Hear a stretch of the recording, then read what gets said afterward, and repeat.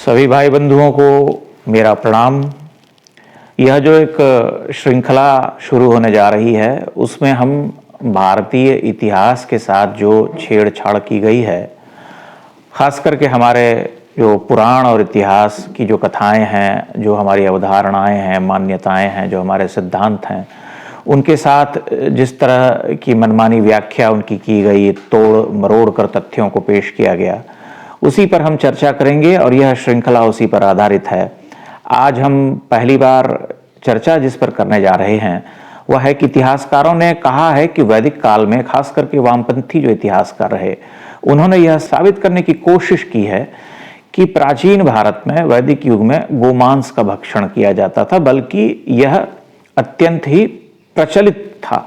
तो अब हम उनके इस इतिहास की मीमांसा करते हैं और प्राचीन भारत में जो हमारे पास जो वैदिक साहित्य से जो गायों के बारे में जो प्रमाण मिलते हैं, गायों के प्रति हमारी किस तरह की भावना थी, किस तरह की धारणा थी, या गाय धार्मिक प्रतीक के रूप में किस स्तर पर पूजनीय थी, उन सब के बारे में हम चर्चा करेंगे और हम प्रमाण देंगे।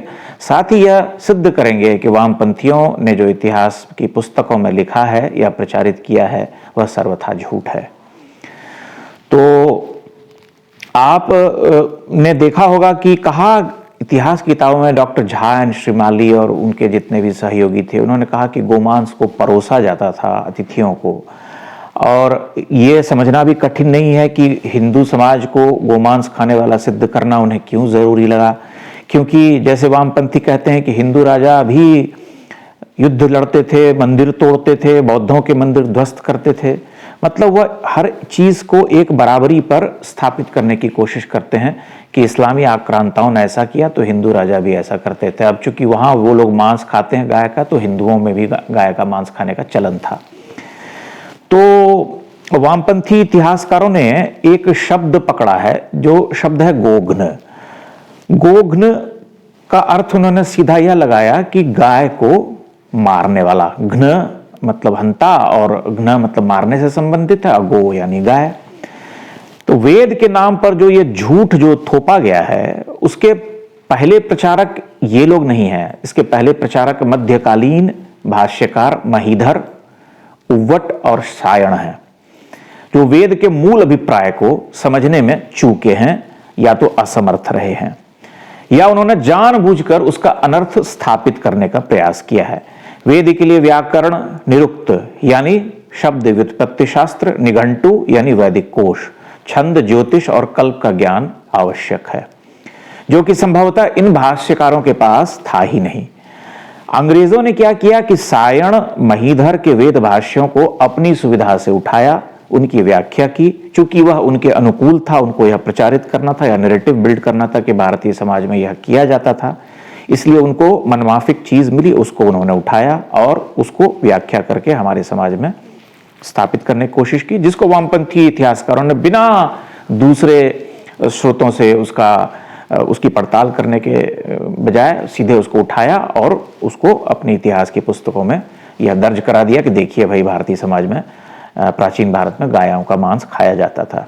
लेकिन वेद में यज्ञ को अध्वर कहा गया है। अध्वर यानी हिंसा रहित कर्म। तो जो यज्ञ हिंसा रहित कर्म है, उसमें बलि देने की बात आई कैसे? सबसे पहला जो मूलभूत प्रश्न है वह ये है, वेद में ही लिखा है कि अग्नेयम यज्ञम अध्वरम विश्वतः परिभूरसी स इद देवेषु गच्छति। यह ऋग्वेद में है। इसका अर्थ है कि हे प्रभु, आपके द्वारा व्याप्त हिंसा रहित यज्ञ सभी के लिए लाभप्रद, दिव्य गुणों से युक्त, विद्वान मनुष्यों द्वारा स्वीकार है।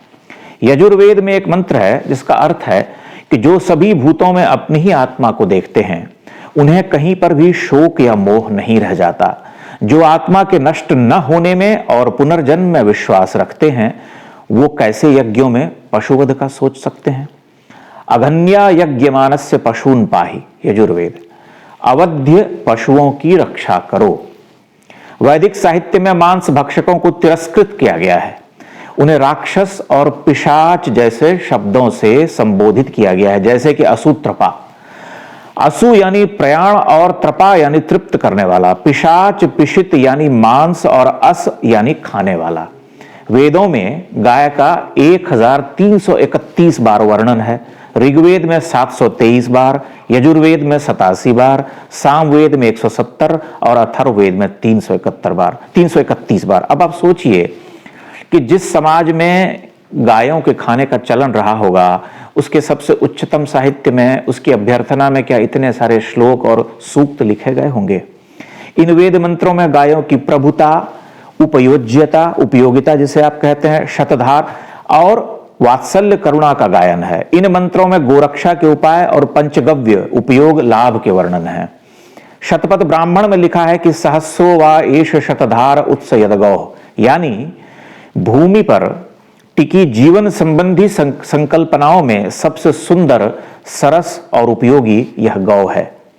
यजुर्वेद कहता है कि गोस्तु न मात्रा न विद्यते, गाय गुणातीत है। वेद ही कहता है कि अघन्येयम सावर्धताम महते सौभगाय, यानी घर के सौभाग्य के लिए अवध्य गाय का पालन करना चाहिए।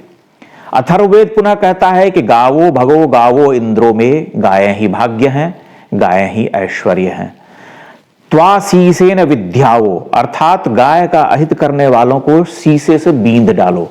गो शब्द के अनेक पर्यायवाची हैं, जिसमें इंद्रिय, पृथ्वी, दृष्टि और गाय प्रमुख है।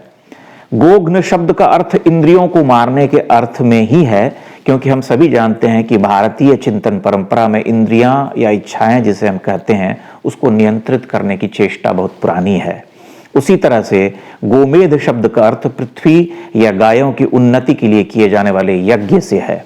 वेद कहता है वशाम देवा उपजीवन्ति वशाम मनुष्या उप वशेद सर्वम भवतु यावतु सूर्यो विपश्यति। देवता और मानव गो पदार्थ पर जीते हैं। जब तक संसार में सूर्य चमकता रहेगा, यहाँ गायें रहेंगी। यही नहीं, कमजोर और अनुपयोगी गायों के लिए कैसी करुणा है, यह भी आप देख लीजिए। पीतोदका जगधतृणा दुग्ध देहा निरीन्द्रिया आनंदा नाम तैलोके स्थान से गच्छति ता ददत। अर्थात इन गायों ने घास जल का आहार लिया है, इन्हें दुहा गया है। अब ये प्रजनन आयु को पार कर चुकी हैं। इन गायों को त्यागने वाला आनंद विहीन अंधकार को प्राप्त होगा। यह कठोपनिषद में वाजश्रवा का कथन है। महाभारत के अनुशासन पर्व में लिखा है कि गावो ममाग्रतो नित्यम गावः पृष्ठतः एव च गावो में सर्वतश्चैव गावाम मध्ये वसाम्यहम्। गायें मेरे आगे पीछे सबों हूं, मैं गायों के बीच ही वास करूं। महाभारत ही पुनः कहता है कि प्यासी गायों को पानी देने में बाधा डालने को ब्रह्म हत्या के समान माना जाना चाहिए। जिस प्राचीन भारतीय समाज में गायों के लिए इतना उदात्त भाव हो, वहां गोमांस खाने का चलन भला कैसे संभव रहा होगा। और आप यह बताइए कि किसी भी धर्म का एक समाज होता है, अगर हमारे धर्म ग्रंथों में गायों के खाने का वर्णन है या कहा गया है कि आप गायों को खा सकते हैं या गायों का मांस जो है परोसना चाहिए, तो वह समाज में प्रचलित भी होना चाहिए। क्या यह समाज में प्रचलन में दिखाई देता है? सीधी सी बात है कि अर्थ का अनर्थ किया गया है। और इसके जो प्रमाण मैंने दिए हैं, ये प्रमाण मुट्ठी भर हैं। ऐसे सैकड़ों श्लोक आपको वेदों में मिलेंगे जहां से यह पुष्ट होता है कि गायें हमारे लिए परम पूजनीय थीं, हमारी धार्मिक प्रतीक के रूप में आज से नहीं हजारों वर्षों से स्थापित हैं और हम उन्हें पूजते आए हैं। तो हमें बस ये कहना है कि वामपंथियों के इन षड्यंत्रों और झूठों को हम निरंतर बेनकाब करते रहेंगे। आप हमारे साथ ये वार्ता, ये शास्त्रार्थ देखते रहिए। धन्यवाद।